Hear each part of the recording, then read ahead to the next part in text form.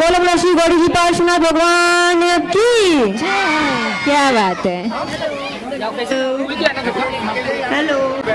गुरु भगवान को वंदन करते हुए, तपस्वियों को सुख साथा पूछते हुए, हेलो हेलो, दृष्टिगणों का आदर करते हुए, सभी कलाकारों का सम्मान करते हुए और पधारे हुए सभी धर्म प्रेमियों को जय जिनेन्द्र कहते हुए मैं सीमा जैन आप सभी का हार्दिक स्वागत करती हूँ। हेलो। आज की ये कहानी उस टाइम पे जो होगा वो सत्य घटना पर आधारित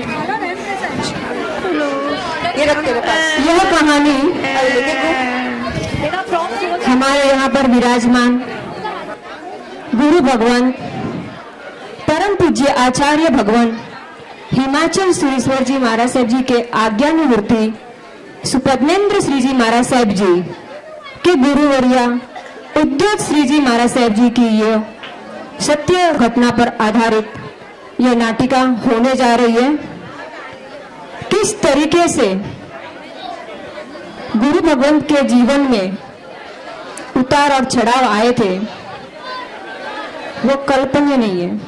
सोचे तो भी दिल दहलने लगता है कि जिंदगी में कितना गम है और हमारा गम कितना कम है। वो आप सभी को इस नाटिका के द्वारा कई सत्य घटनाओं पर मूवी भी देखते हो, कई सत्य घटनाओं पर कई आधारित कई चीजें आप लोगों ने देखी होगी। उस मूवी में और आज रंग मंडप के अंदर की एक मूवी ये पिक्चर से कोई कम नहीं है, बस उसमें सिर्फ एक ही फर्क रहेगा, वहां इंटरवल होती है, यहाँ इंटरवल नहीं होगी। लिए पड़ोसी को आजाद कर दे और आपका ध्यान यहाँ पर केंद्रित कीजिए। 4 गति चौगान के अंदर यह जीव विविध प्रकार के नृत्य करता है, कभी खुशी तो कभी गम, कभी सुख तो कभी दुख। इन्हीं कर्मों के आधार अपना जीवन भ्रमित करता रहता है। अहमदाबाद की नगरी जो कि धर्म से भरी हुई ये नगरी है, वहां पर एक रईस परिवार माधव भाई और चिमन भाई वो अपनी पुत्री और पत्नी के साथ बहुत ही खुश रहते थे। किस तरीके से भाग्य ने खेल खेला और कर्म राजा की नजर उस परिवार पर पड़ी वो हम जानेंगे नाटिका के द्वारा। लेकिन जो विरले विभूति होते हैं वो सराहनीय होते हैं। कसाई और विषयों से जिन्होंने मोह को त्यागा वो विरले विभूति विद्युत श्री जी गुरुवर्या के चरणों में हम कोटि कोटि वंदन करते हुए आप सभी का परिचित कराएंगे उनके परिवार वालों के साथ कि किस तरीके से हमारे यहाँ के कलाकारों ने परिवार की भूमिका निभाई है। तो सबसे पहले परिवार का मैं आपका इंट्रोडक्शन देते हुए बुलाना चाहती हूँ सबसे पहले माधव भाई जो कि बने हैं दादाजी दक्षा के रूप में, माता पिता का रोल निभा रहे हैं चिमन भाई और नैना बहन, यानी कि पिंकेश भाई और पल्लवी बहन, मिट्टू यानी कि उषा बहन का रोल निभा रहे हैं यशस्वी, स्तुति और पाशवी। ये 3 बच्चियों ने महाराज साहब जी का रोल अदा कर रहे हैं। उसके बाद आते हैं भाई यानी कि जयंती जो कि अरहम, छोटा भाई कुमार जो है हमारे बिष्ट, मामा मामी के रूप में आ रहे हैं जय और सोनल बहन, नैना बहन की सखी गोदावरी जो राजपूतानी घराने से है, ठाकुर और ठाकुरानी के रूप में नितेश भाई और गुंजन बहन, मुनीम जी के रोल में आ रहे हैं हमारे हेतल बहन, घर का पूरा काम संभालती हुई नर्मदा बहन जो कि आ रही है हमारी प्रियंका बहन, सुख दुख की कहानी बताती है। वो है हमारे रक्षा बहन जो कि जैस्मीन बने हैं, बुआ के रूप में जस्मिता बहन, सबकी कुंडली देखने वाले, सभी का भविष्य बताने वाले पंडित जी के रूप में बिंदल बहन, और पड़ोसन के रूप में आ रहे हमारे प्रियंका बहन। यह सभी कैरेक्टर गुरु भगवंत के परिवार के सदस्य बने हैं। और सहेलियां आ रही है हमारे मिट्टू महाराज साहब, जगह से स्वागत जरूर कीजिएगा कि बड़े ही पुण्यशाली आत्माएं होती है जो गुरु भगवंत के माता पिता परिवार बनने का सौभाग्य मिला है। इसके साथ साथ अगर इसमें किसी की और अहम भूमिका है तो वो है हमारे प्रोड्यूसर सिद्धांत सर, एक बार वो भी मंच पर आए। संगीता जी जो कि इस कार्यक्रम की कोरियोग्राफी की है उन्होंने। ये हमारे हर्षिता बहन जी है बहन, उन्होंने भी इस कार्यक्रम में चार चांद लगा है। पूरी मेहनत इन लोगों की वजह से आज आपका मनोरंजन होने जा रहा है। और स्पेशल थैंक्स अगर मैं किसी का करना चाहती हूँ, अगर एक व्यक्ति नहीं होता तो शायद आज इतने लोग नहीं होते। सबसे पहले ट्रस्टीगणों का आभार मानती हूँ कि उन्होंने मुझे इस कार्यक्रम के लिए चुना है। खूब खूब अनुमोदना जीतू भाई की और सभी ट्रस्टियों की।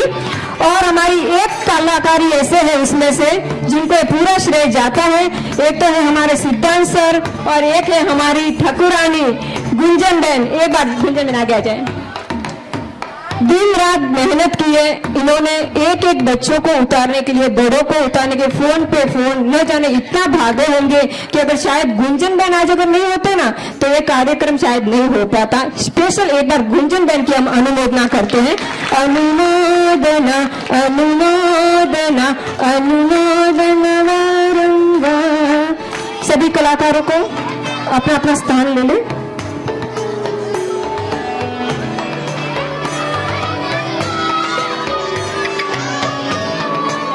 तरीके से दो सखियां आपस में बात करती है, नैना बहन और गोदावरी बहन।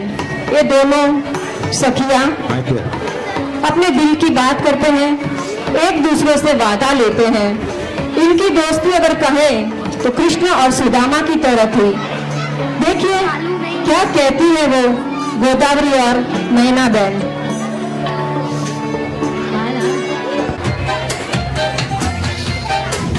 डॉल का हेलो हेलो हेलो। इतनी सी हंसी, इतनी सी खुशी, इतना सा बड़ा जानता, सामने दिल से चल बनी आशियाँ।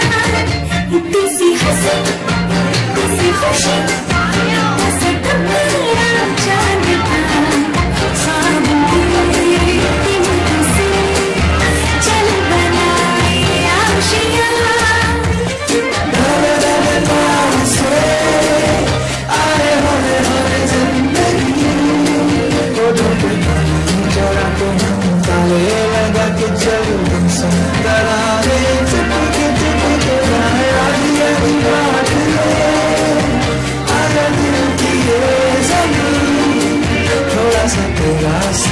थोड़ा मेरा भी होगा अपना एक आशियाँ।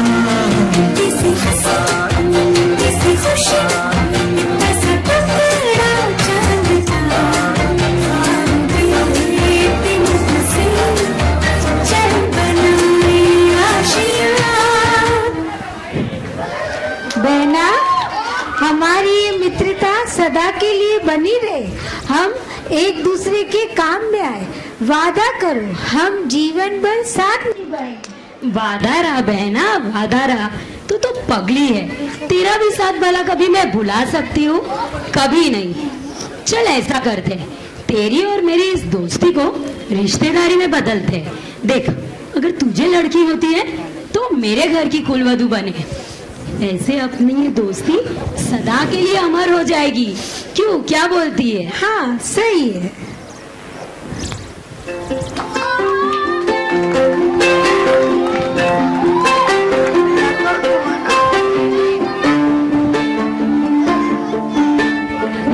सखियां आपस में मित्रता का वादा भी कर चुके हैं और उसी वादे के मुताबिक घर में खुशहाली भी आई है। जिस घड़ी का उनको इंतजार था वो खुशी भी आ चुकी।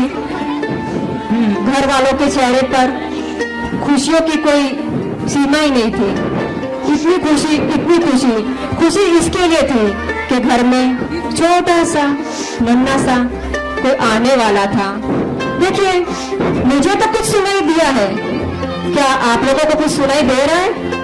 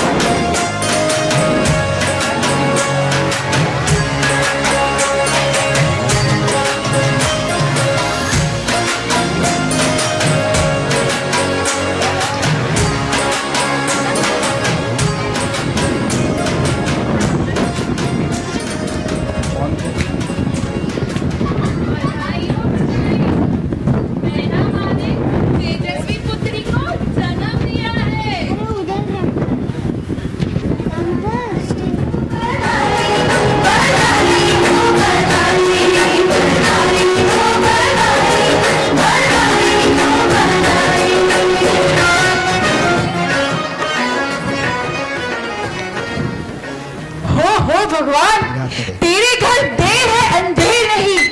आज 5 वर्षों के बाद मेरे घर फूल खिला है। जी से जी, हमारे यहाँ पहली बार लक्ष्मी आई है। लक्ष्मी, वकील जी, अब तो आपको पार्टी देनी पड़ेगी। क्यों नहीं, जरूर तैयारियां करवा दो जी। अरे बेटा, हमारे घर पहली बार लक्ष्मी आई है, रात्र महोत्सव करवाएंगे, सारे गांव को न्योता देंगे, अच्छे से अच्छे रसोइये को बुलाकर तरह तरह के पकवान बनाएंगे।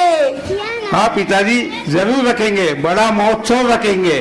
पंडित जी, मुनीम जी, पिताजी ने जो कहा है उनकी तैयारियां करवाओ। जी जरूर।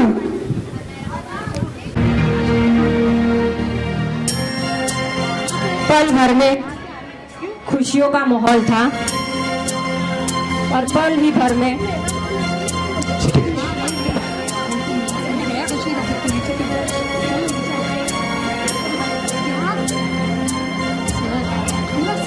चलो भी हो गया था वहाँ की आवाज, यानी कि घर में छोटी सी लाडली का जन्म हुआ। जैसे ही जन्म होता है उसी के दूसरे ही पल मैना माँ यानी कि महाराज जी की माता जी चल बसते हैं और वो घड़ी दर्दनाक से भरी हुई होती है। एक पल में खुशियां थी, अभी तो घर में गोद में बच्ची को लिया ही था और दूसरे ही पल समाचार मिले कि मैना बहन नहीं रही। किस तरीके से परिवार के ऊपर यह आघात पहुंचता है, आइए जानते हैं। बुआ जाओ, बुआ आप लोग का सीन।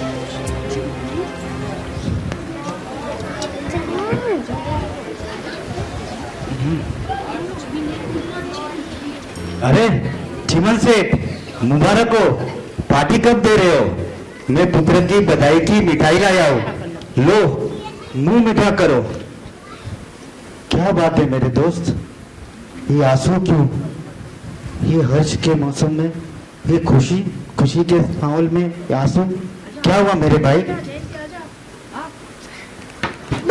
बापूजी, माँ का है, माँ क्यों नहीं कुछ बोल रही? माँ को क्या हुआ? बेटा, तेरी माँ भगवान को प्यारी हो गई। तो अब वो नहीं आएगी? नहीं। पुत्र की पालनहार मौत के सैया में, हे प्रभु कर्मी की कैसी निष्ठुरता है। हे भगवान, ये छोटे बालक को कैसी सजा। अब मैं मेरी माँ के बिगड़ कैसे रहूंगा? अब तो 3 जगत के नाथ हो, तो फिर भी आपको मेरी माँ की जरूरत पड़ी तो अब मेरी माँ को ले गए। अब मैं किसके गोद में अपना सर रखूंगा? और ये मेरी छोटी बहन, उसने तो माँ को देखा भी नहीं है। वो तो मेरी माँ की ममता से वंचित रह गई। बोलो ना, अब क्यों नहीं बोलते? आप तो दयालु हो ना, तो मेरी माँ को लौटा दो ना। हे कर्म, तुझे शर्म नहीं आई? हे कर्मराज, क्या होगा इन बच्चों का भविष्य का? एक बार तो इनके सामने देख ले। वकील साहब, चिंता मत करो। लाओ, इस गुड़िया को मैं अपनी लाड़ीसा को दे दूं, वह संभालेगी इस बिटिया को। जिंदगी एक रंग संग्राम है, सुख दुख का पैगाम है। यहाँ कभी खुशी तो कभी गम है। लो संभालो अपने सहेली की अमानत। हे भगवान, ये क्या कर दिया? इतनी छोटी सी मासूम बच्ची को अनाथ कर दिया। कुदरत का यही फैसला है, किसी को हंसाता है तो किसी को रुलाता है। ना बेटा ना, रो मत, आ मेरे पास आ। अब से मैं ही तेरी माँ हूँ और तू तेरी इस छोटी सी बहन की चिंता ना कर। अब से ये मेरे पास ही रहेगी। इसे मैं इतना प्यार दूंगी कि इसको कभी किसी की कमी महसूस नहीं होगी। इसे बड़े लाडों से बड़ा करूंगी। तुम दोनों उससे मेरे साथ ही रहोगे। मैं ही तुम्हारी माँ हूँ। समय निकलता गया। बिटिया रानी 12 दिन की हो गई। भविष्य की चिंता परिवार को सताने लगी। सोच रहे हैं इस बच्चिया का भविष्य क्या होगा। तो दादाजी ने आदेश दिया मुनिम जी को कि पंडित जी को बुलाकर उसका भविष्य क्या है हम जानते हैं। तो देखिए किस तरीके से पंडित जी आडम्बराई के साथ में पधारते हैं।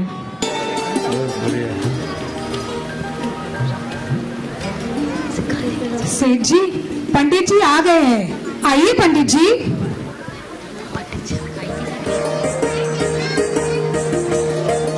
पधारो पधारो पंडित जी, पधारो। प्रणाम प्रणाम प्रणाम। विराजिए।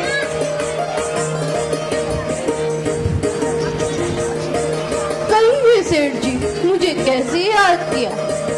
पंडित जी, हमारी इस बिटिया का नाम क्या रखे?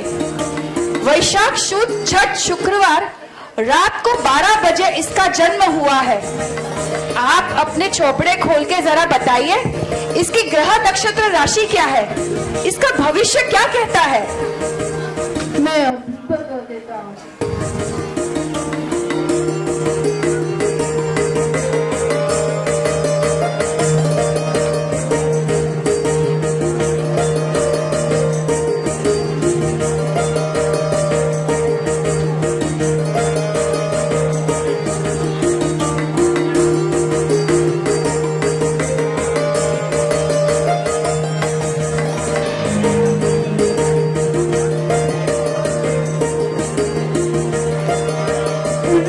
राशि है, कृत का नक्षत्र।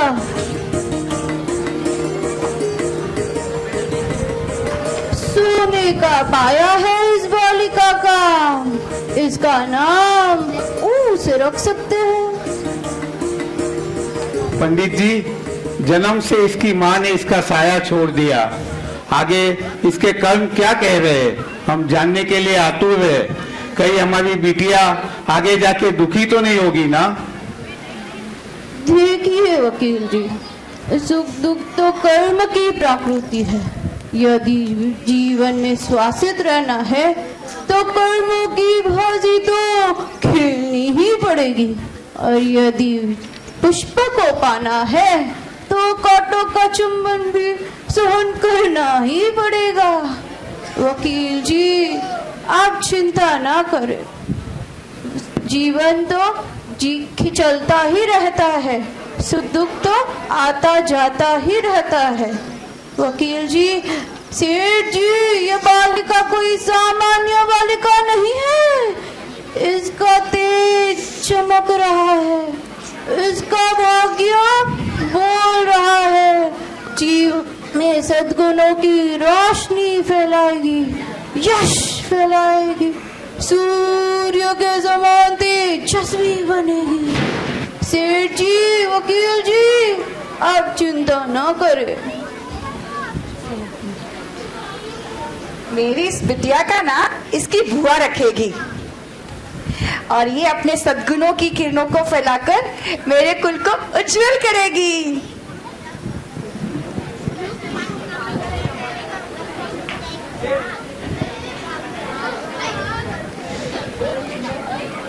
पंडित जी ने गुड़िया का नाम ऊ से रखने को कहा है, तो मैं इसका क्या नाम रखूं?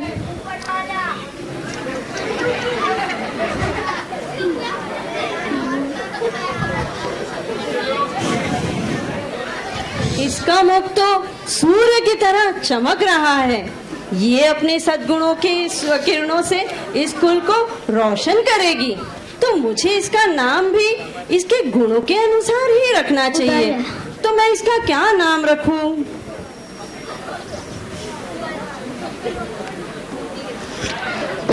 हाँ, क्यों ना मैं इसका नाम उषा रखूं? क्या कहते हैं आप सब? मैं इसका नाम उषा रखूं? ओली झोली पीपल पान, भुआए राख्यू उषा नाम। होली झोली पीपल पान, भुआए राख्यू उषा नाम।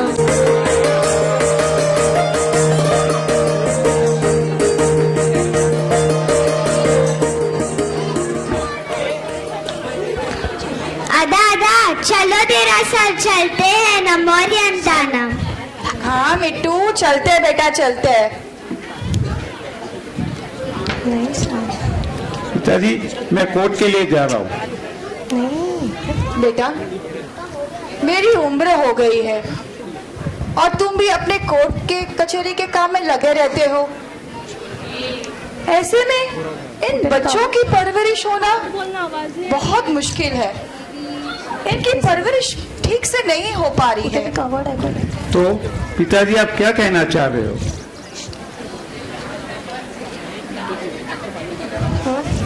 बेटा, मिट्टू के भविष्य के बारे में सोच रहा हूँ। क्यों ना तुम दूसरी शादी कर लो, ताकि दोनों बच्चों को दूसरी माँ मिल जाएगी। नहीं पिताजी, नहीं। मैना के स्थान पर दूसरी नहीं।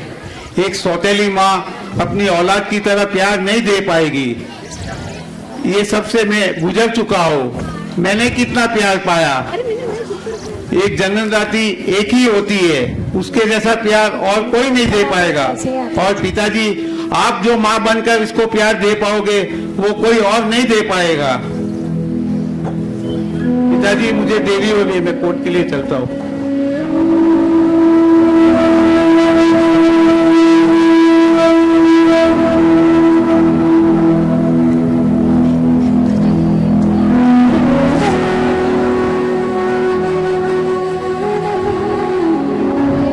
दादाजी की यह लाडली बड़े ही लाड़ प्यार से पली है। इसके दिल को किसी भी प्रकार की कोई ठेस न पहुंचे, उसका वो पूरा ध्यान रखते थे।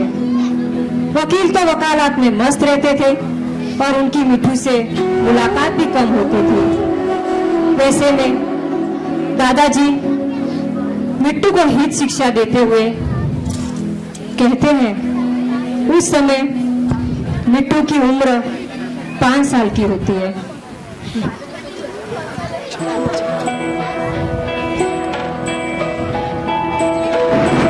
मिट्टू, अब तुम्हें स्कूल जाना है और बहुत सारा ज्ञान प्राप्त करना है। बहुत सारा ज्ञान प्राप्त करके तुम्हें तो मेरे कुल का नाम गौरव करना है ना बेटा? दादा, मैं बड़ी होके क्या बनूंगी? पापा तो वकील है ही, मैं सबका ध्यान रखूंगी और आपकी सेवा करूंगी, है ना अदा? हाँ बेटा, हाँ। अब चलो, तुम्हें स्कूल के लिए देरी हो रही है। दादाजी की लाडली अब व्यवहार ज्ञान प्राप्त करने के लिए बाहरी दुनिया में कदम रखती है। वहाँ छोटे छोटे बच्चों को माँ के साथ देखकर मिट्टू दौड़ती है अपनी दादा की गोद में।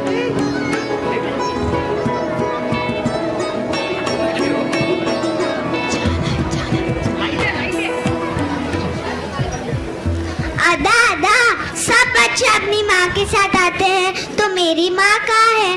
बोलो ना अदा, मेरी माँ कहाँ है? बेटा, जो रसोई में खाना बनाता है, तुम्हें खिलाता पिलाता है और तुम्हें नहलाता है, वही तुम्हारी माँ है। सेठ जी, आपकी दवाई।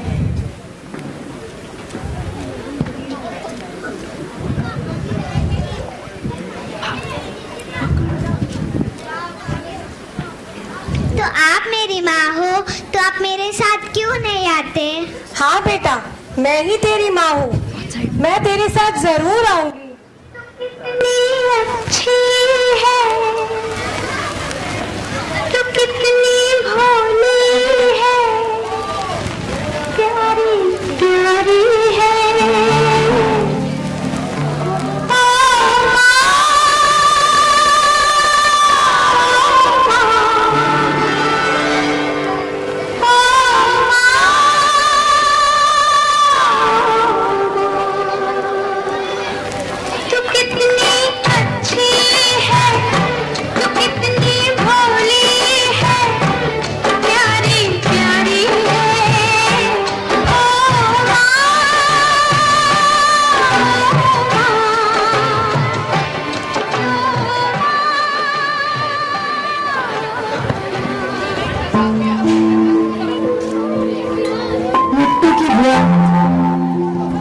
के लिए मिट्टू के घर आई।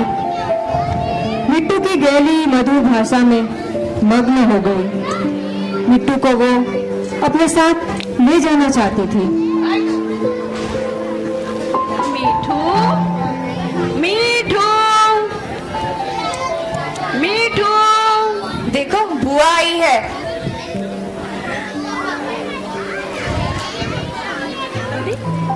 ना बाबूजी, जीती रहो, जीती रहो। आप बाबूजी, मैं मीठू को कुछ दिन मेरे साथ घर ले जाऊं, बच्चों के साथ खेलेगी तो उसका मन लगा रहेगा।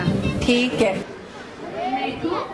आप बुआ साथ चलोगे, वहाँ सबके साथ खेलोगे तो आपको बड़ा मजा आएगा। बुआ, मेरे अदा भी आएगी मेरे साथ, तो ही मैं आऊंगी। अदा, बुआ के घर चलते हैं, चलो। नहीं बेटा, तुम जाओ। मीठू, अभी हम चलते हैं, अदा बाद में आएंगे। चलिए बापूजी, हम चलते हैं। दादाजी की लाडली दादा के बिना रह नहीं सकती और दादा को मिट्टू के बिना मन नहीं लगता। अचानक कर्म राजा की नजर पड़ती है। ऐसा कौन सा पूर्व कर्म भारी किए थे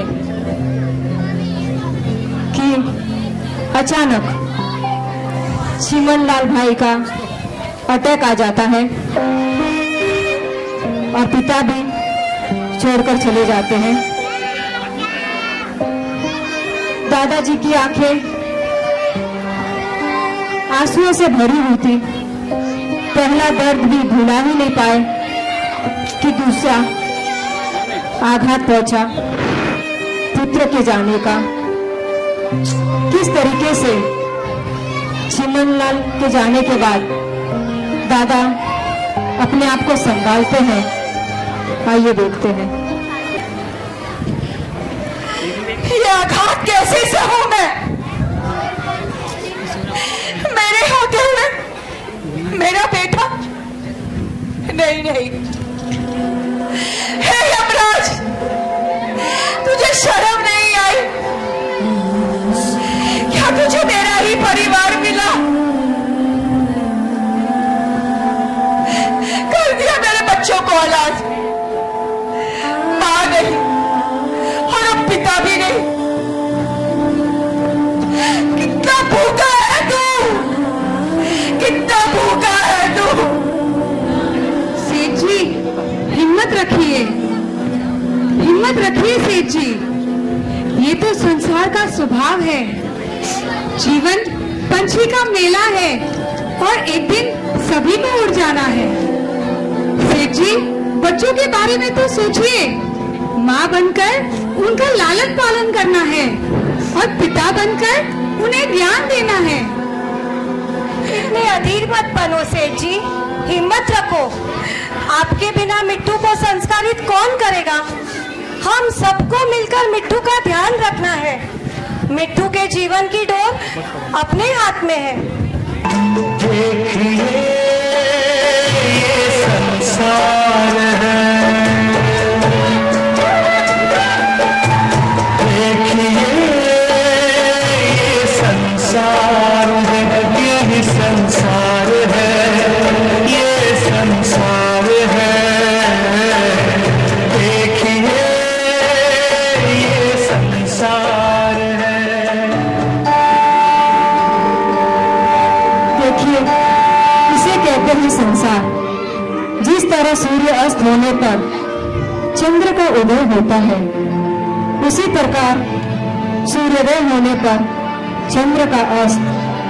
मिट्टू अपने घर लौट आई दौड़ती हुई, दादाजी की गोद में गई, आंखों से आंसू की धार बहते हुए।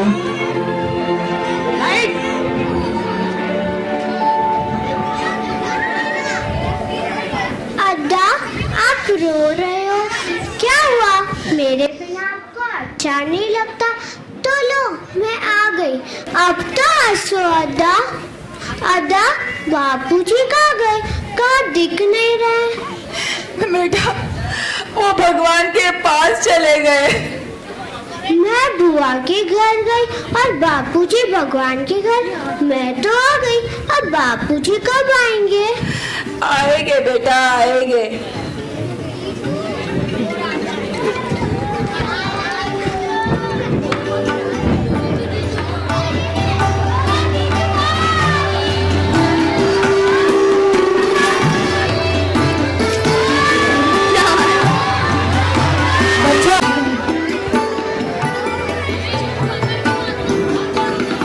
छोटे बच्चों को क्या पता कि भगवान के घर जो जाता है वो नहीं आता। मिट्टू खेलने में मस्त हो गई। कुमार और मिट्टू दोनों भाई बहन एक साथ बड़े होने लगे, पढ़ाई करने लगे, स्कूल जाने लगे और तूफानी इनकी इतनी बढ़ गई खेल कूद में। क्या होता है आगे की घटना में, आइए जानते हैं।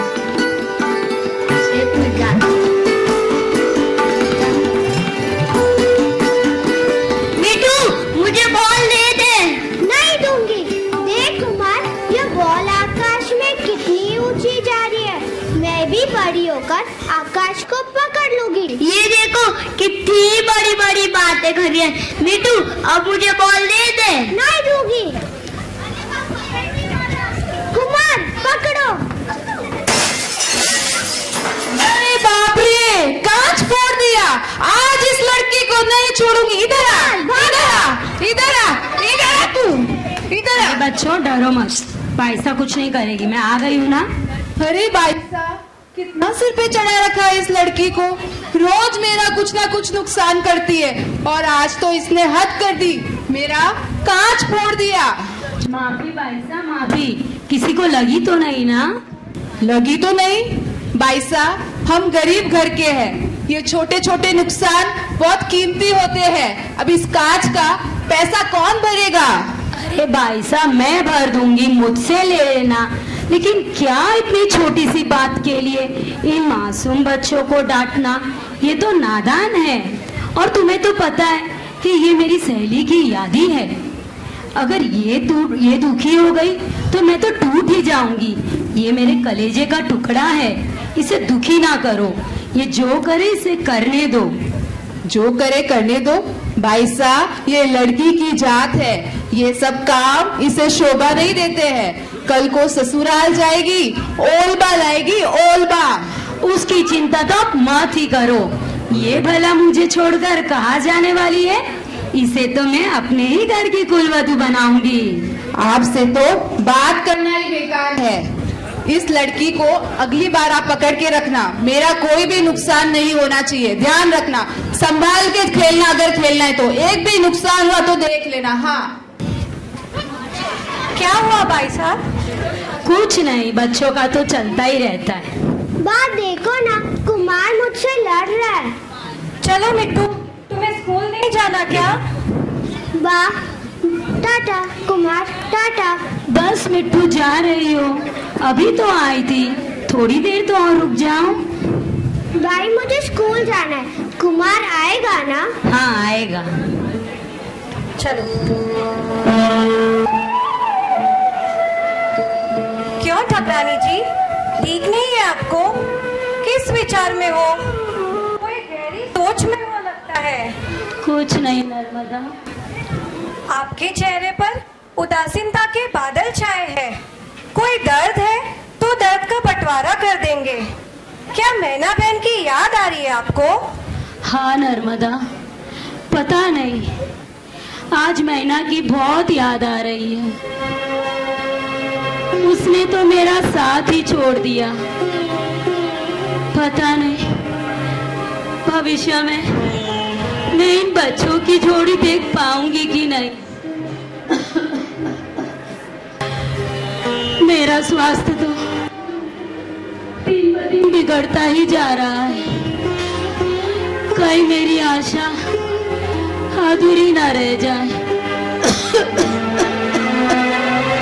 माँ, उठो ना। अरे ठाकरानी जी, ये क्या हो गया आपको? आप भी अपनी सहेली के पास चले गए। अब इन बच्चों का क्या होगा? क्या हुआ नम्रता? ठाकुर जी देखिए। क्या हुआ? उठो, क्या हुआ तुम्हें? क्या होगा? तुम्हारे बाद इन बच्चों को कौन संभालेगा? क्या, उठो उठो। हे भगवान, जीवन का साथ ही तोड़ दिया। विधाता को यही मंजूर था। पूर्व जन्म में जरूर हमने कोई भारी कर्म किए कि दुनिया के सारे दुख हमारे ही आश्रित आ गए। अब इस माँ के आंचल के बिना बच्चे जैसे दुख के धूप में तड़प रहे।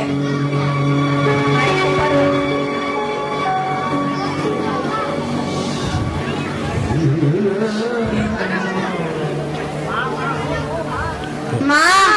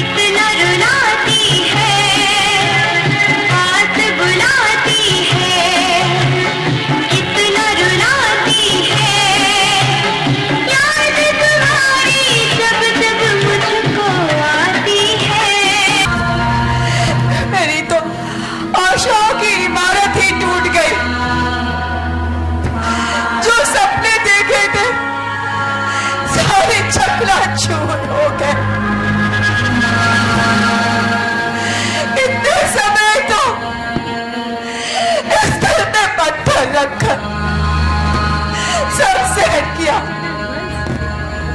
पर आपने मृत्यु की दहलीज में तो मैं खड़ा हूं। हे कर्मराज, तुझे रहम नहीं आती मेरे पोते की मृत्यु की शैया? नहीं, अब मुझसे सहा नहीं जाएगा, अब नहीं सहा जाएगा।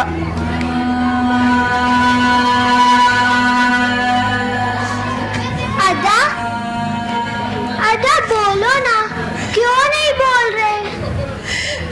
चलो बेटा, खाना खा लो। बा, अदा क्यों नहीं बोल रहे? अभी बोलेंगे।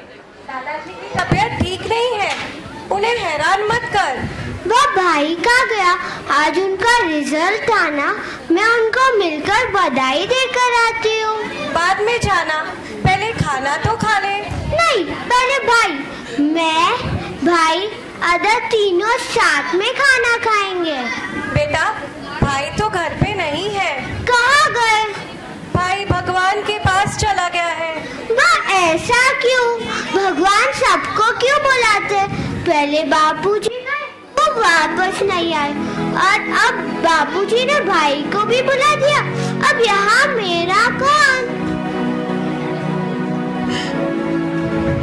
बेटा, तेरे कदम टूट गए, मेरे बुढ़ापे का सहारा बिछड़ गया। मैं हूँ ना अदा, मैं आपके बुढ़ापे की सहारा बनूंगी। मैं हूँ अदा की छड़ी। दादाजी की छड़ी हूँ मैं, आगे पीछे खड़ी हूँ मैं।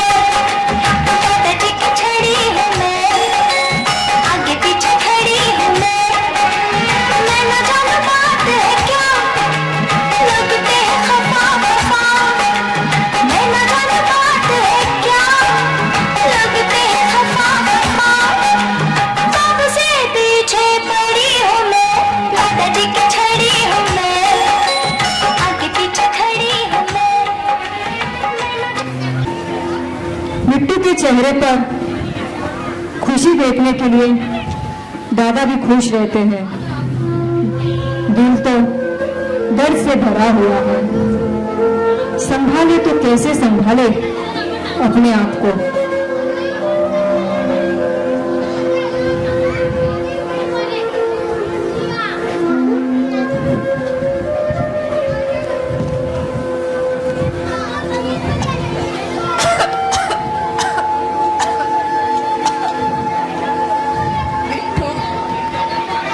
बेटा, कभी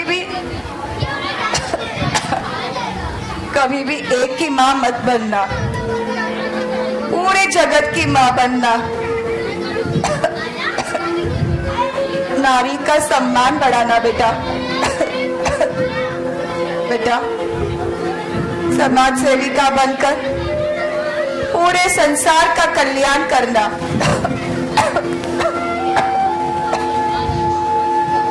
मेरी ये बात याद रखोगे ना बिट्टू? जी अदा। बेटा, जगत की जननी बनना बेटा, वादा करो। हाँ अदा।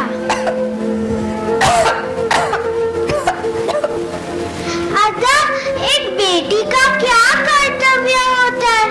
अदा बोलो ना। बेटा, दादाजी अब नहीं बोलेंगे, वो हमेशा के लिए सो गए हैं। अदा, मुझे ज्ञान का बोध दो, मुझे कहानियाँ सुना। अदा, अब नहीं सो सकते। मैंने आपको कहा था ना कि मैं आपकी बुढ़ापे की सहारा बनूंगी।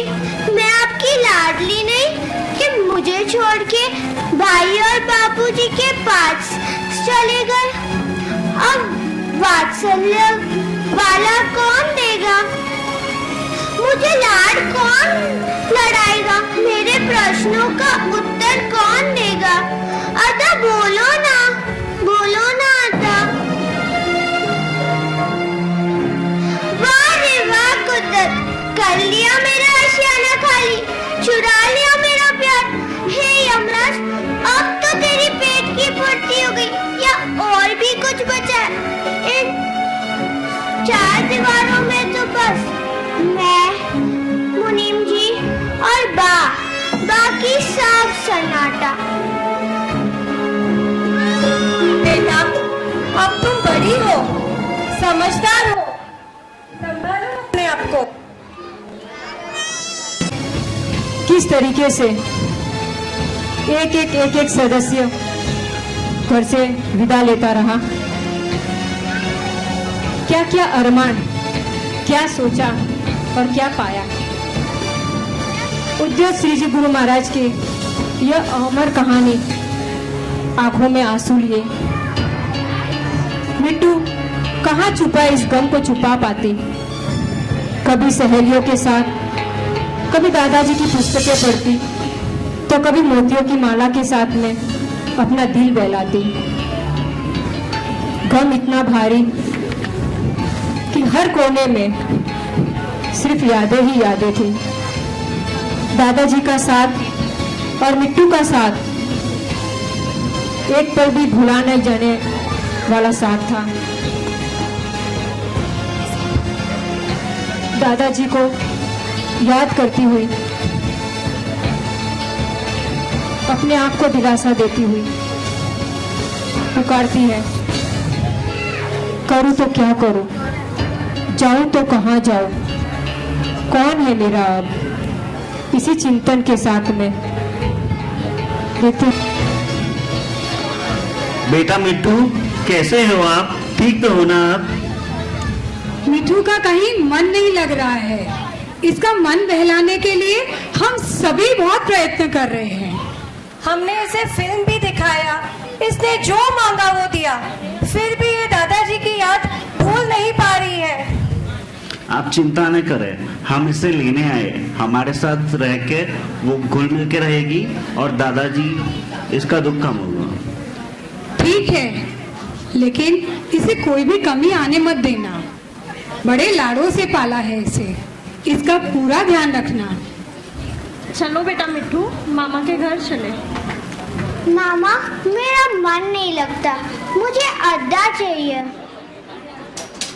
मिट्टू बेटा, देखो मामा लेने आए हैं, थोड़े दिन घूम फिर आओ। बा, मैं जा रही हूँ। मैं जा रही हूँ। हाँ बेटा, चलो बेटा।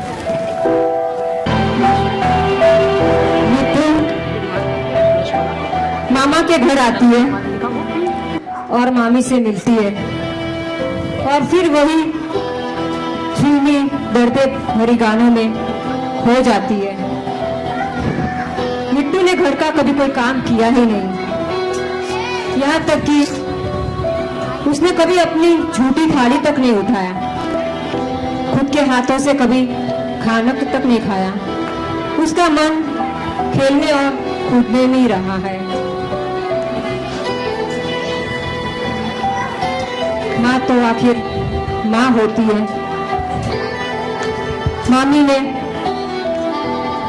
माँ की जगह ले नहीं पाई और आखिर मामी ने मिट्टू को ताना मार ही दिया। क्या कहा मिट्टू से, आइए देखते हैं इस कड़ी में।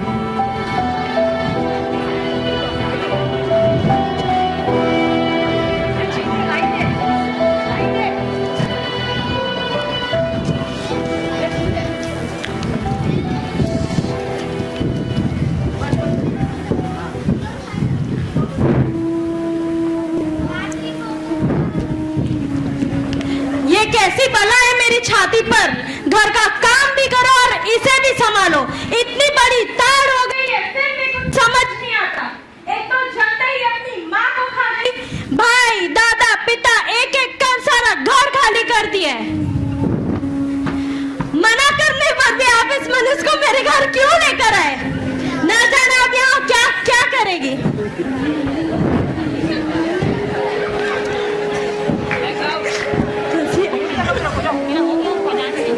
ताने भरे शब्दों ने मिट्टू को झंझोल कर रख दिया।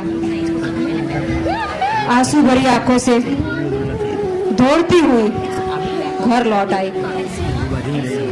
देखो कैसी है ये राजपुतानी की खुमारी, आखिर पाला तो राजपुतानी ने है। एक ही पल में मामा के घर से वो रवाना हो गई। परम पूज्य उद्योग श्री जी महाराज साहब अब तक ये भी नहीं जानते थे कि उनके माँ पिता भाई नहीं है। अब उनकी उम्र 11 वर्ष की हो गई है।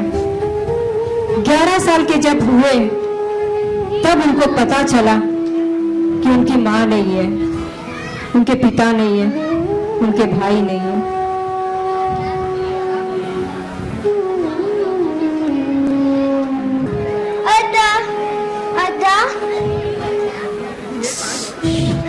मिठू, क्या हुआ? तू लौट आई? अरे ये क्या, तेरे आंखों में आंसू? आओ यहाँ बैठो। अब बताओ क्या हुआ? जिसे मैं बाल कहती हूँ, क्या वो मेरी माँ नहीं? हाँ, वही तो तेरी माँ है। तो मैंने कैसी माँ को खाया?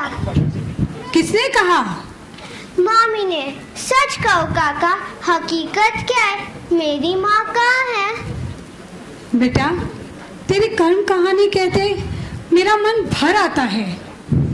तेरा जन्म होते ही तेरी माँ चल बसी। तो मैंने ही मेरी माँ को मारा, तो यह कौन?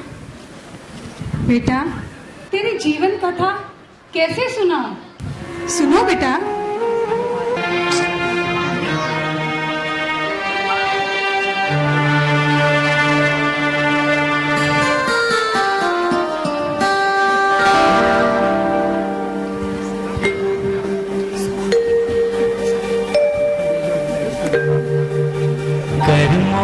करेला मुझ में नड़े छे, हयो हिबका भरीने रड़े छे। जीववा चाहूं तो जीवा तू नथी, मरवा चाहूं तो मरा तू नथी। ओ कर्मो करेला मुझ में नड़े छे, हयो हिबका भरीने रड़े छे। जीववा चाहूं तो जीवा तू नथी, मरवा चाहूं तो मरा तू नथी। ओ कर्मो करेला मुझ में नड़े छे।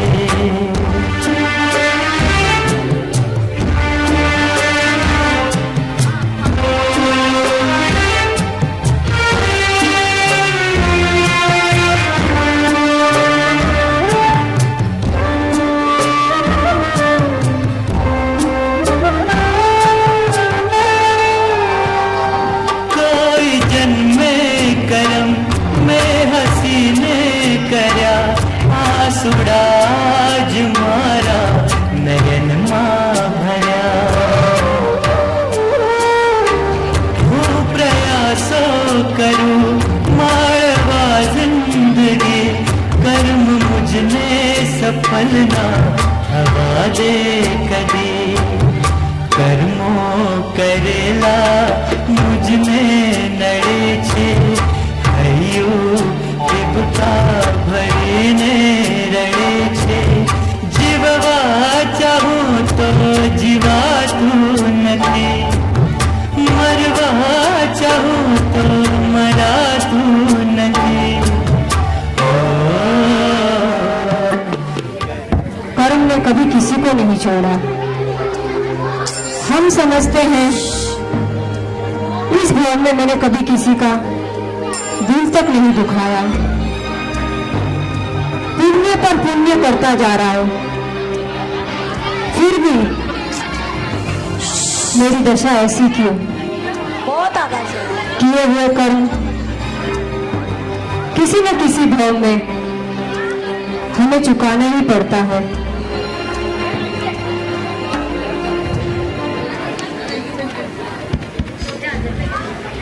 संसार का सर्जन करने वाला विधाता कैसा सर्जन है? हे भगवान, मुझे कैसी पाप की सजा मिल रही है? कहते हैं कि बच्चों में भगवान होते, तो क्या भगवान भी पाप करते?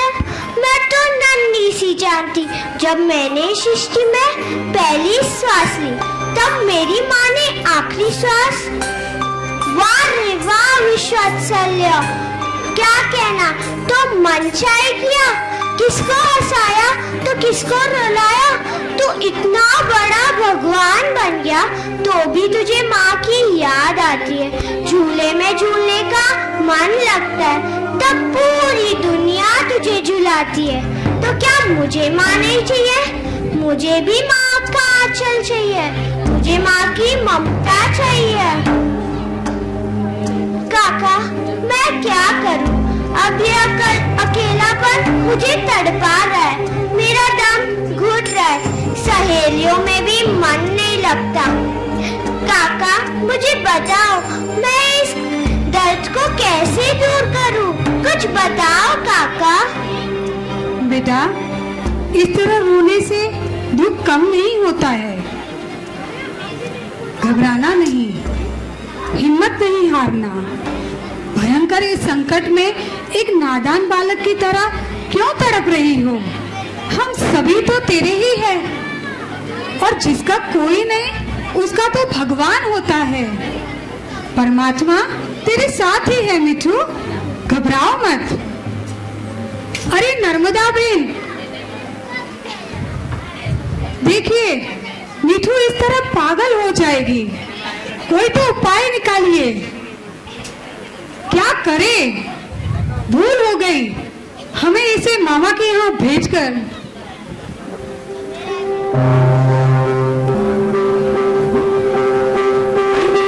देखो, हमारे मोहन जी भी बड़े चिंतित हो रहे। इस मिट्टू की व्यथा देखी नहीं जाती। पुण्य तो प्रबल है, छिपा हुआ भाग्य भी किरणें फैला रहा है। माता पिता न होने पर भी एक मुनीम जी और रसोई वाली बा नर्मदा माता पिता का कर्तव्य निभा रहे हैं, उसे वात्सल्य दे रहे हैं। कर्ण राजा की मेहरबानी हुई और ज्योति हॉस्टल में मिट्टू बहन का एडमिशन करवाया। आज देखिए कर्म का खेल, सबकी लाडली, घर घर की लाडली बनी।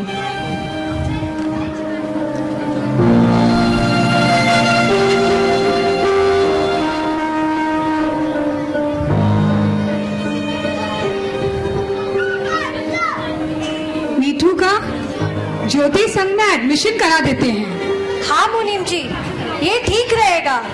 घर के माहौल से दूर रहेगी तो इसे याद नहीं आएगी और बच्चों के साथ मिलजुल कर रहेगी। बेटा मिठू, पढ़ाई के लिए तेरा ज्योति संघ में एडमिशन कर रहे हैं।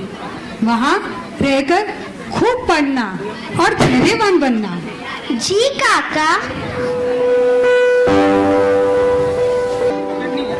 देखते ही देखते मिट्टू की 10वीं की परीक्षा भी पास हो गई और दादाजी के बताए हुए संस्कारों के अनुसार मिट्टू 4 साल बाद हॉस्टल में रहकर सीधा घर लौटी। वहाँ नर्मदा बहन और दादाजी मुनीम जी के पैर छूती है, चरण स्पर्श करती है और दादाजी की यादों में वो खोई रहती है। दादाजी हर कोने में मिट्टू को याद आते हैं। लाखों कोशिश की दूर रहकर भी, लेकिन जब बच्चा घर आ जाता है तो वही यादें उसे सताती है। फिर से मिट्टू का मन उदासी में रह गया। देखते हैं आगे ये कहानी क्या कहती है।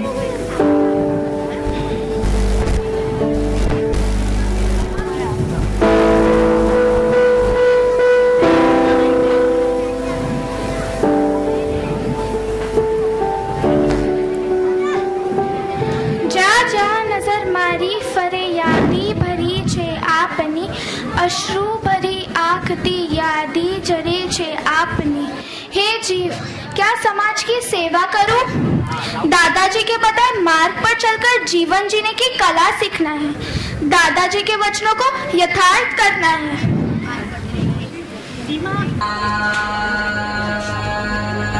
मिट्टू को यशोमती डॉक्टर के अपने यहाँ नर्स का काम सिखाया सीखने के लिए वो प्रेरित किया। घर में अपनों की याद सताती थी, बाहर के लोगों से अगर वो मिलती जुलती तो शायद थोड़ा दर्द उसका कम हो। दिमागी शक्ति तो बहुत ही तेज थी।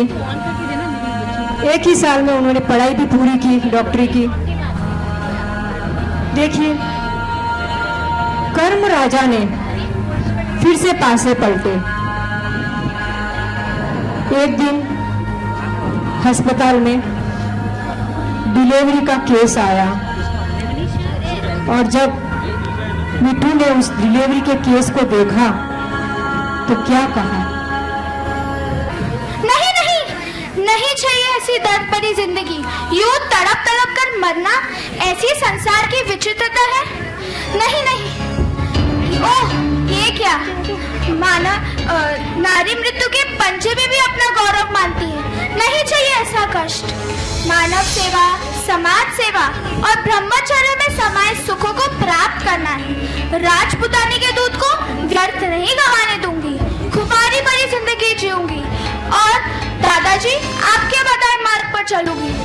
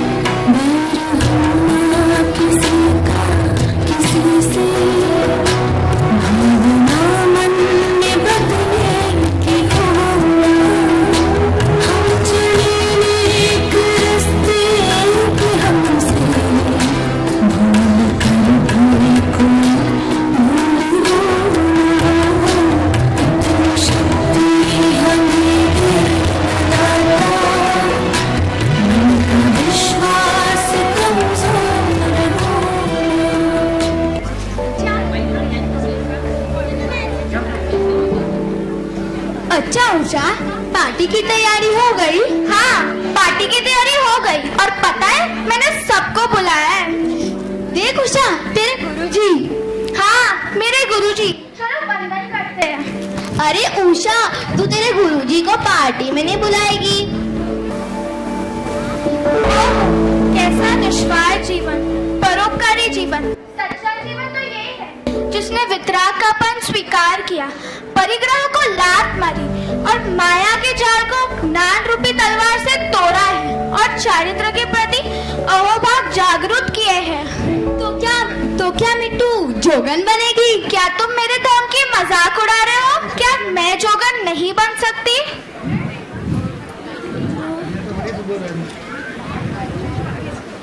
देखो देखो, शन में तो है गाड़ी की सेल, शन में है पैरों की रेल।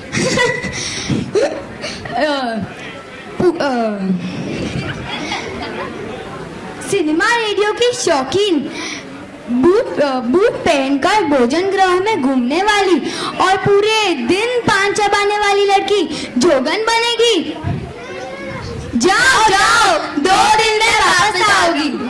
इस तक त्याग के मोती चूमती हुई विहार के कष्टों को आनंद मानती है। उषा गुरु महाराज के पद चिन्हों पर चलने के लिए तैयार हो जाती है। चारित्र की तलब और आज्ञा लेने के लिए गुरु भगवंत उसे घर भेजते हैं और फिर क्या होता है आइए देखते हैं।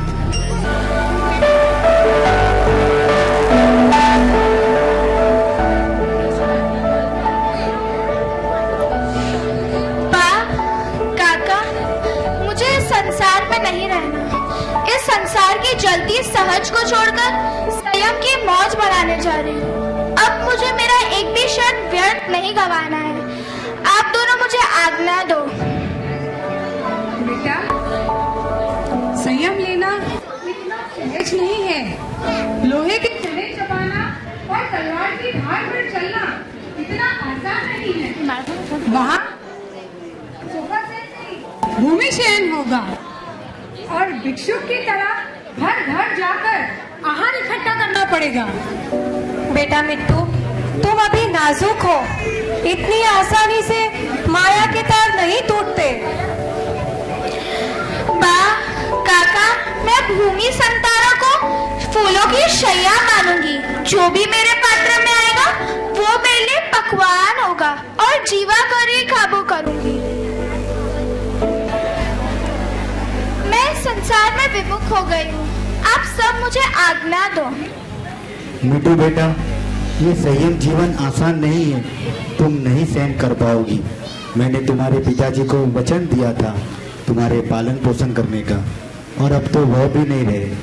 तुम्हारी माताजी, पिताजी, भाई, दादाजी के जाने के बाद हम सब ने तुम्हारी परवरिश की, और आज तो हम सबको छोड़ने की बात कर रही है, ये संसार त्यागने की बात कर रही है। बेटा, ये संसार त्याग कर ये इस मार्ग पे जाना आसान नहीं है। वहाँ 36 भोग नहीं होगे, जमीन पर सोना पड़ेगा, साधारण आहार खाना पड़ेगा। बेटा, ये संसार छोड़ने की त्यागे मत कर। मिट्टू बेटा, जीवन के फैसले इतनी जल्दबाजी में नहीं लिए जाते। संयम लेना कोई बच्चों का खेल नहीं है।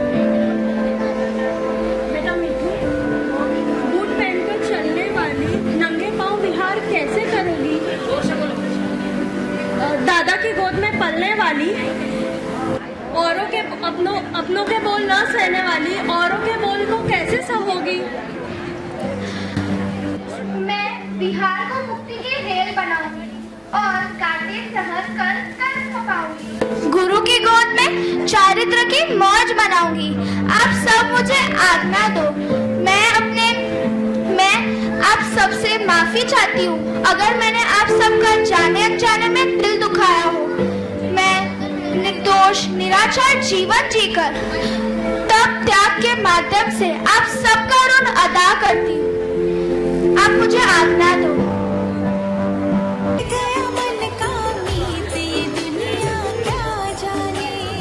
बहुत प्रयत्न करने के बाद भी परिवार की आज्ञा नहीं मिली। आखिर बहाना बना ही लिया। जब जीवन के अंदर चारित्र अंकुरित हो जाता है तब कदम किसी भी कहने पर नहीं रुकते, और परिवार वालों से कहा तो क्या कहा कि मामा, मामी, मुझे तो लेना संयम जीवन ही है। इतनी आसानी से परिवार वाले भी अगर रजा देते तो कैसे देते। मिट्टू बहाने ढूंढती रही कि मैं ऐसा क्या करूं, किस तरीके से मामा और मामी, मुनिम जी, माँ को समझाओ कि संसार तो आसार है, इस संसार में मेरा मन नहीं लगता। सखियों के साथ बैठकर सोच विचारों में बैठने लगी और दिमाग लगाया और मामा और मामी से कहा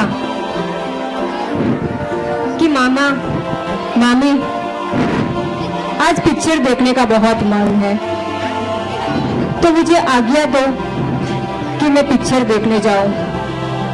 और उस समय नर्मदा बा कहती है कि ठीक है बेटा, पिक्चर ही तो जाना चाहती है, जाके आ जाओ। और उसे आज्ञा देते हुए क्या कहती है,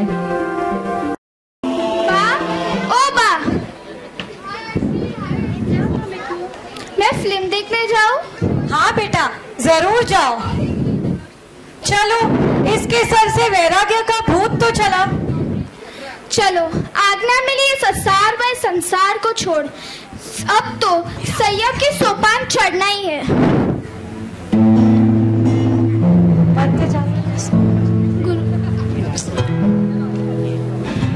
उषा इस घर को छोड़ पिक्चर के बहाने रात 11 बजे ट्रेन पकड़कर पूज्य पन्यासी जी महाराज साहब जी की निश्रा में जा चुकी है। जैसे इसका नाम उषा है, वैसे ही गुरु भगवान को देखकर भाग्य उषा फैलाने जैसा लगा। हृदय के ताले खुल गए। मेवाड़ की धन्य धरा महाराणा प्रताप की यह भूमि, मेवाड़ में बसा एक छोटा सा गांव तलादरी, वहां पर परम पूज्य आचार्य श्री जी की निश्रा में प्रतिष्ठा है। वहीं पर मिट्टू का अपने गुरु से मिलन होता है और इस बालिका को तेज चमकता हुआ देख गुरुवर से वो क्या विनती करती है, आइए देखते हैं। ओ गुरुदेव, मेरे संसार में भटकते स्वजन संबंधी से क्षमा याचना कर मैं आपके चरण कमल में अपना जीवन समर्पित करती हूँ। आप श्री खेवैया बन मेरे इस जीवन नया को पार लगाओ, बस मन में यही झंकना है।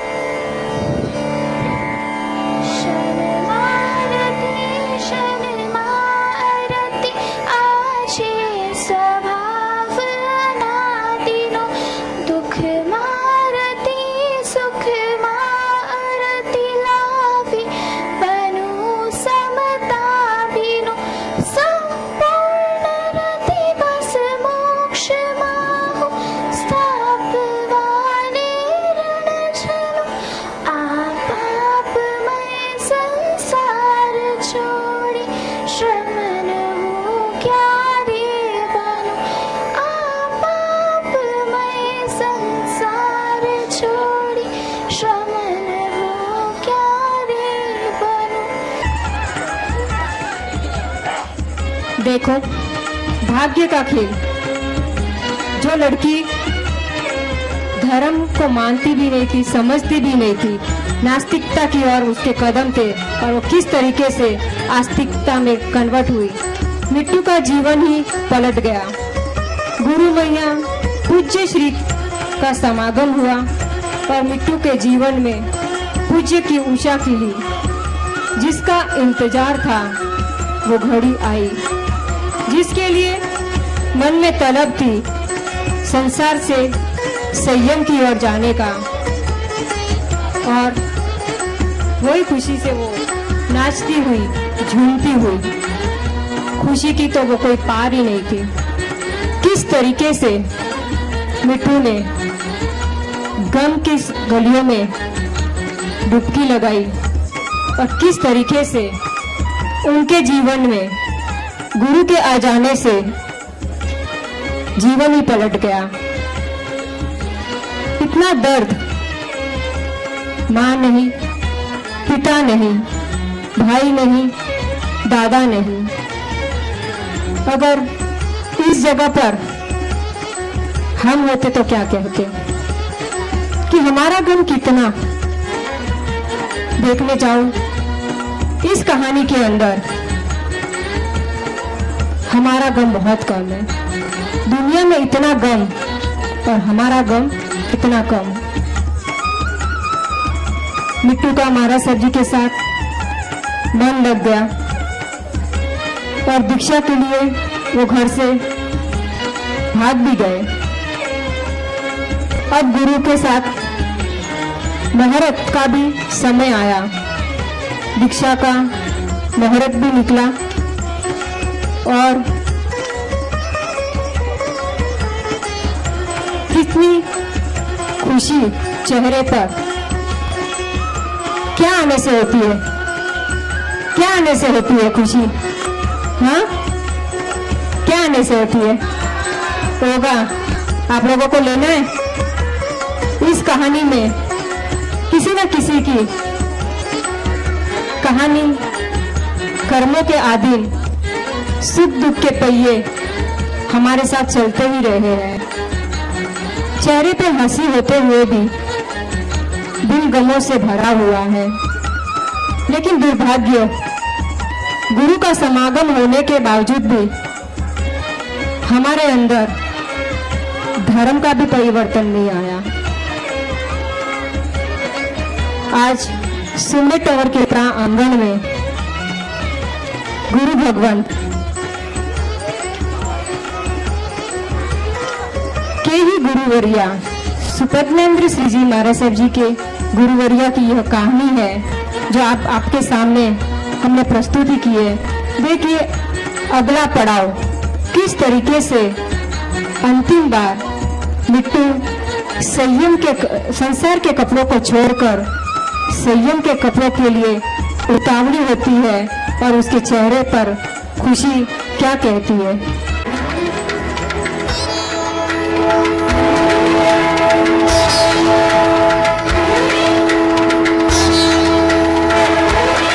हो जो जयकारा, हो जो जयकारा, हो जो जयकारा, हो जो जयकारा, हो जो जयकारा, हो जो जयकारा, हो जो जयकारा, हो जो जयकारा।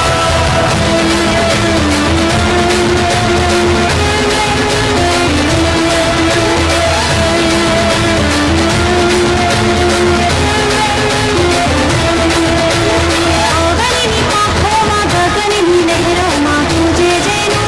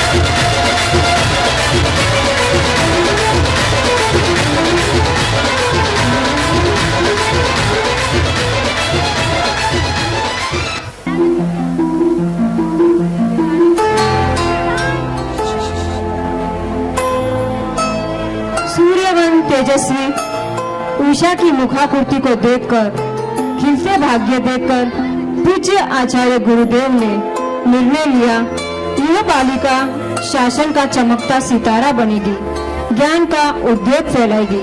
इसी गुणों को लेकर इस बालिका का नाम उद्योग श्रीजी गुरुवर्या रखा गया। 17 साल की उम्र में दीक्षा ली। 37 साल की दीक्षा त्रय में 17 शिष्य हुए और 47 साल हुए उनके काल धर्म को। और जब काल धर्म हुआ तब उनके रूम में केसर की बरसात हुई। जब दीक्षा हुई और पहली बार नौकर का कौशक करने लगे, आम का वृक्ष उनकी गोद में आकर गिरा।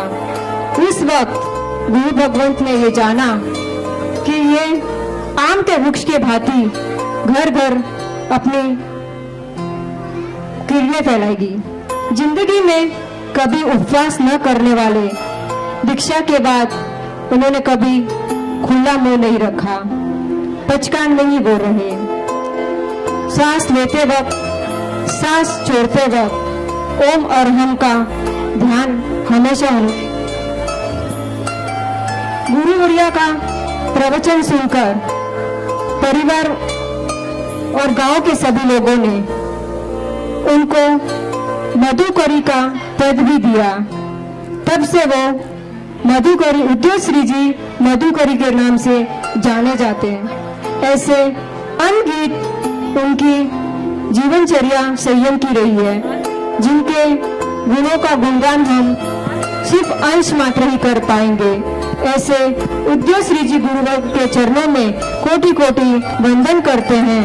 और जिन आज्ञाओं कुछ शब्द गलत कहने में आए हो तो हम मिच्छामी दुक्कड़म कहते हैं।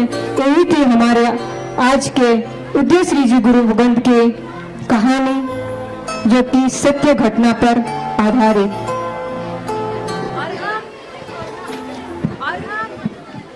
पूरी टीम ने जो मेहनत की है साहिब जी की छत्र छाया में, ऐसा अभी तक के सुमे टावर के इतिहास में इतने ड्रामा हुए, लेकिन ऐसा ड्रामा देखा किसी ने?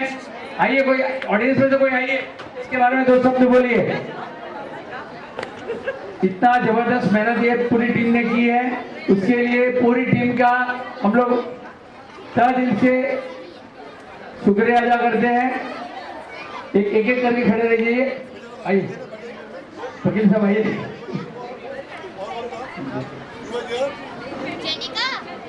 हम सभी किरदार में से अगर बाय मिस्टेक कुछ भी बोला गया हो तो उसके लिए हम सभी तहे दिल से मिच्छामी दुक्कड़म। अभी रुक जाइए, एक मिनट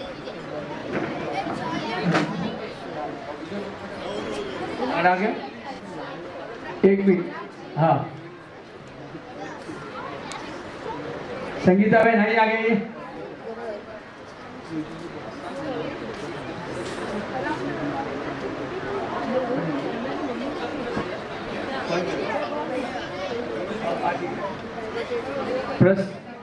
इसमें जो मेन पार्ट किया है, जो पूरा कोरियोग्राफी की है पूरे ड्रामा की, ये समझो संगीता जैन और सीमा जैन ने की है। दोनों को बहुत बहुत अनुमोदना।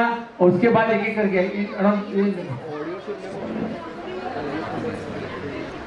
ये संगीता बहन के लिए एक बार जोरदार तालियां और सीमा बहन के लिए एक बार जोरदार तालियां। सिद्धांत भाई जो जिनका स्टोरी डायरेक्शन बहुत ही सुंदर था। काफी लोगों के आंखों में आंसू मैंने देखा, वीडियो में मालूम पड़ जाएगा। बहुत ही दिल को छूने वाला ये ड्रामा था। मैंने मेरी लाइफ में ऐसा ड्रामा कभी नहीं। हम कोशिश करेंगे इसको थिएटर में पेश करने के लिए। मैं सबसे रिक्वेस्ट करूंगा कि पूरी टीम को, सिद्धांत सर से भी करूंगा, एक सभी पाठशाला के बच्चों को एक बार दिखाया जाए। सिद्धांत सर को दीजिए एक बार जोरदार तालियां। सिद्धांत सर के लिए 1 ग्राम का सिक्का एक व्यक्ति ने,